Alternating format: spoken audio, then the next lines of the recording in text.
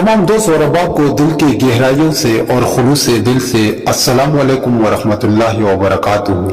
आज की वीडियो वली अल्लाह की मकबूलियत का वाक़या बयान किया जाता है कि बसरा का एक सरदार हमेशा उदास और गमगीन रहता था कि किसी ने इससे दरियाफ्त किया कि आखिर इस परेशानी का सबब क्या है।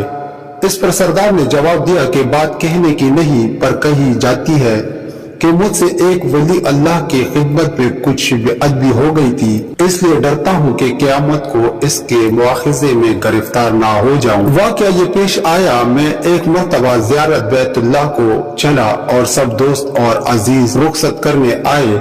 हस्ब दस्तूर कुछ दूर चलकर मैंने सबको लुटा दिया, मगर एक शख्स जिद जो मेरे ख्वास में से था वापस ना हुआ और इसने मेरा पीछा ना छोड़ा। मजबूर होकर मैंने इसको झड़क दिया कि बैतुल्लाह को जाना भी कोई आसान समझा है। जो मेरे पीछे पीछे चले आ रहे हो, मेरे पीछे पीछे ना आओ और मेरे साथ ना चलो, और जिस रास्ते से तेरा जी चाहे चला जा। कहने लगा, ए आका, क्या खुदा इस पर कादिर नहीं कि तुमको ज़ात राह जल्द पहुंचा दे और मुझको भी यार मददगार छोड़ दे। ये कहकर इसने अपनी राह ली और मैं अपने रास्ते से चलता बना। रास्ते भर वो मुझको नजर ना आया। वल्लाह आलिम कहा पुशीदा हो गया। जब खुदा के फजल से मनासिक हज्जात से फारिग होकर मैं मदीना तैयबा को चला तो क्या देखता हूँ कि ज़िद आ गया और सलाम कहकर मेरे पास बैठ गया। मैंने हैरत से पूछा कि हज कर आया? कहा हाँ। फिर मैंने तंजा कहा, हज के सिन भी मिली? तो कहने लगा, कैसी सिन? वो किस काम आती है? मैंने कहा, हज करने वाले को बैतुल्लाह में गैब से चिट्ठी आती है जिसमें लिखा होता है फला बिन फला हज को आया था और इसका हज कबूल हो गया।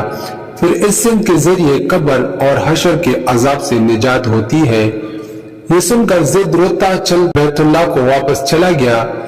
जब मैं हुजूर अक़दस सल्लल्लाहु अलैहि वसल्लम की ज़ियारत से फारिग होकर लौटा तो क्या देखता हूँ कि जिद फिर आ गया और फिर सलाम के बाद एक चिट्ठी इसने मेरे सामने रख दी जो एक निहायत उम्दा रेशमी कपड़े में लिपटी हुई थी, जिसमें जिद के बारे में अजाब कब्र और हशर से निजात के लिए लिखा हुआ था। ये देखकर मेरे होश उड़ गए। फिर जरा सुकून होने पर मैंने मालूम किया कि जिद बता तो इसकी हकीकत क्या है, आखिर ये मामला तेरे साथ कैसे पेश आया।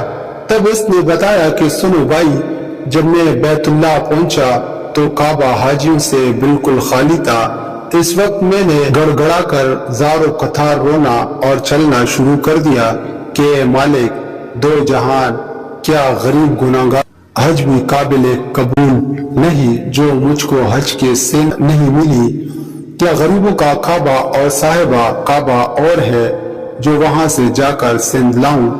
मुझको कसम है तेरे इज्जत और जलाल की, जब तक चिट्ठी ना पाऊंगा काबा से बाहर ना जाऊंगा और रोते रोते यही मर जाऊंगा।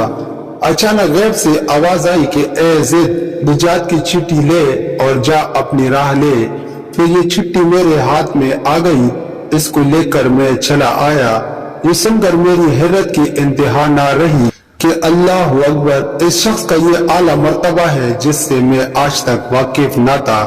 फिर इज्जत और एहतराम के साथ मैं इससे अपने साथ बसरा ले आया और वो चिट्ठी निहायत एहतराम और ताज़ीम के साथ एक संदूक में बंद कर दी। जब कभी जी चाहता तो इंतहाई अदब और एहतराम से निकाल कर इसकी ज़ियारत कर लेता, चूमता और आंखों से लगाता था और फिर महफूज कर देता। इत्तेफाकन मैं कहीं सफर में था कि मेरे पीछे जिद का विसाल हो गया। जब मैं वापस आया तो इस खबर से मेरे रंजो के इंतहा ना रही कि अफसोस में ऐसे वली के तदफीर में शामिल ना हो सका। फिर अचानक मुझे वो चिट्ठी याद आई जो मेरे संदूक में महफूज थी। अब तो मैं और भी बेताब हो गया और अपने ऊपर अफसोस करने लगा कि सफर को जाते वक्त मैंने वो चिट्ठी जिद को क्यों ना दी। फिर अपना मुहरशुदा संदूक मंगा कर देखा तो इसी तरह बामहर बंद था। जब मैंने संदूक खोला तो इसमें चिट्ठी ना पाई। अब तो मेरे गम वालिम का कुछ ठिकाना ना रहा और एक हशर का आलिम बर्पा हो गया। ज़ारो कतार रोने लगा और रोते रोते सो गया।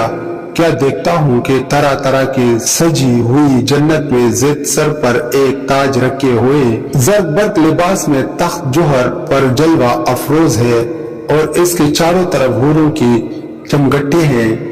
मैंने करीब जाकर सलाम किया तो इसने कहा, ए आका, इस कदर परेशान क्यों हो? मैंने कहा, मुझे याद नहीं, वो चिट्ठी तूने मुझे दी थी। कहने लगा, वो तो ये है और इसी के बदौलत ये दौलत व हशमत मुझको हासिल हुई। अब आप कुछ तरदीद ना कीजिए, मैं अपनी मनमानी मुराद को पहुंचा गया। बहौला हकायतुल सालिहीन हासिल जो अल्लाह का हो जाता है, अल्लाह ताला इसके सब मुरादें पूरी कर देता है।